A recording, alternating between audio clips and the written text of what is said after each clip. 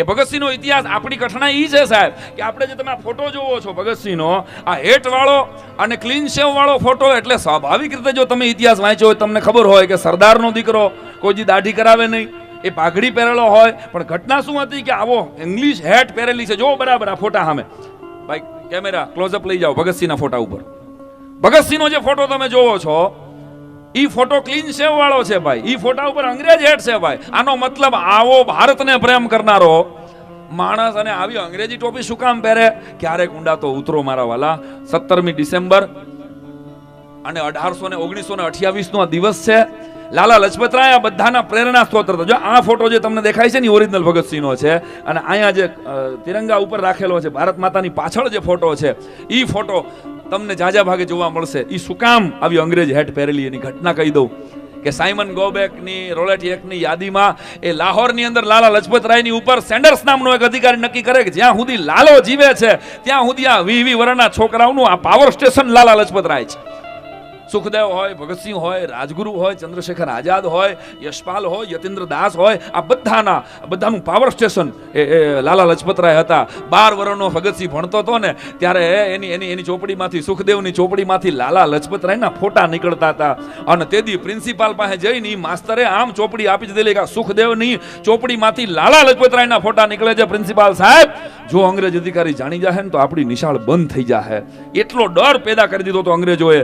10 વર્ષના દરેક છોકરાએ રોજ હવારના પોરમાં એક અંગ્રેજ અધિકારીને ફળિયામાં ઉભા રહીને સલામ મારવાની. કારણ કે આ હરામખોરો ઈચ્છતા હતા કે 10 વર્ષના છોકરાના દિલમાં એક બીક નાખી દેવામાં આવે તો જ આ 20 વર્ષનો થઈને કોઈ દી માથું ન ઉચકે. એમ 10 વર્ષના છોકરાની સામે અંગ્રેજ અધિકારી રોજ હવારના પોરમાં સ્કૂલના ગ્રાઉન્ડમાં કોઈ ઉભો રહીએ અને બધા છોકરા એને સલામ કરે. અને એમાં સુખદેવ 12 વર્ષનો હતો ને એને સલામ કરવાની ના પાડી હતી ને હાથ આખો હોજી જાય એટલા ભલા માણસ એના લોહી નીકળી ગયા. આ ઇતિહાસ સાક્ષી પૂરે છે.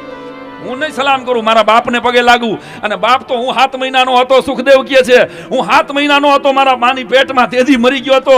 હવે તો મારો બાપ મારો મહાદેવ છે અને મારી માં એકલા સિવાય હું કોઈને પગે નહીં લાગુ. પણ ભગતસિંહ સાંભળજો, લાલા લજપતરાય ઉપર સેન્ડર્સ નામનો અંગ્રેજ અધિકારી લાઠીચાર્જ કરી દે અને લાલા લજપતરાયને એક લાઠીથી બ્રેન હેમરેજ સીધું થઈ જાય. ત્યાં લાલા લજપતરાયનું અવસાન થાય.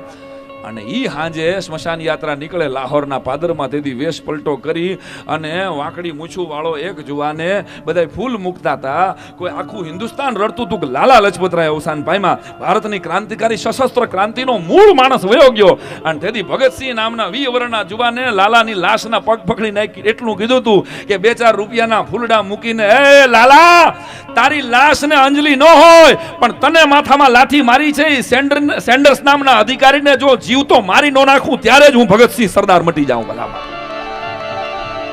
અને આખો પ્લાન ખાલી યાદ કરાવી દઉં. ઇતિહાસ વાંચવાનો તમારી પાસે સમય નથી. આ એક જ મંચ છે 23મી માર્ચનું કે જ્યાં આને પ્રેમ કરનારો અને સાંભળનારો વર્ગ 10 વર્ષથી બકરાણાના પાદરમાં આવે છે. આજે સાણંદમાં બેઠા છીએ. આ બધાનું માસ્ટર માઇન્ડ ચંદ્રશેખર આઝાદ હતા. પ્લાન બધા ચંદ્રશેખર આઝાદ હતા. અને ચંદ્રશેખર આઝાદે નક્કી કર્યું કે સેન્ડર્સ નામનો અધિકારી હવારના પોરમાં આવે ત્યારે સૌથી પહેલા સુખદેવ સૌથી સારામાં સારો શાર્પ શૂટર હતો. સેન્ડર્સને સૌથી પહેલી ગોળી સુખદેવે મારી.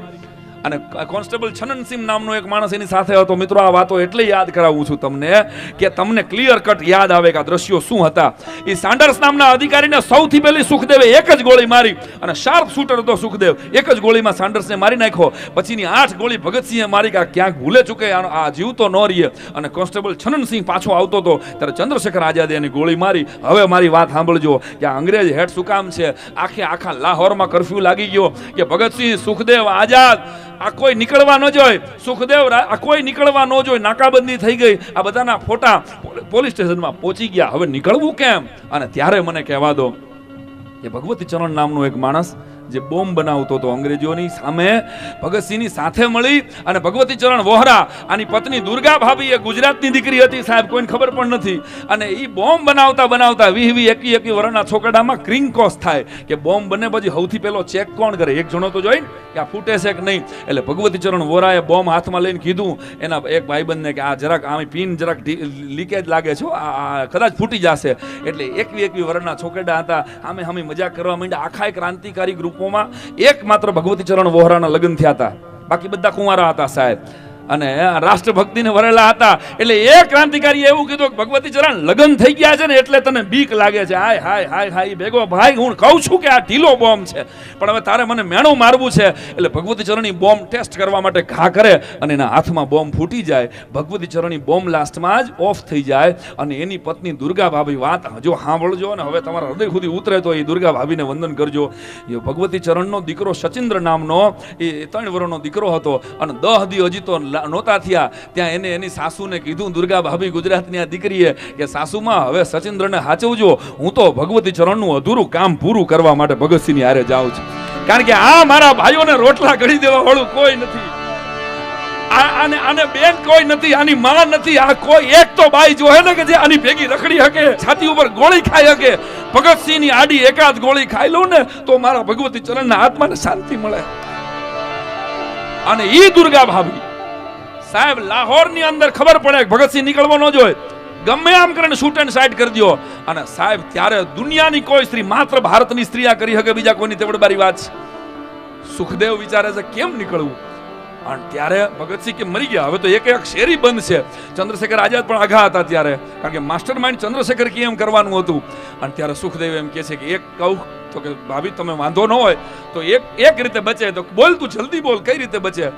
તો કે એક અંગ્રેજી ધોબીને પકડી અને એની પાસેથી એક અંગ્રેજી મેમના કપડા હું લઈ આવું, તમે અંગ્રેજી મેમ બનો અને ભગતસિંહ તમે આ દાઢી ઉતારી નાખો અને અંગ્રેજ થઈ જાઓ. આ હેટ એને ત્યારથી પહેરી, સચિન્દ્રને હું તેડી લઉં. સુખદેવ નોકર બન્યો છે, સાંભળજો.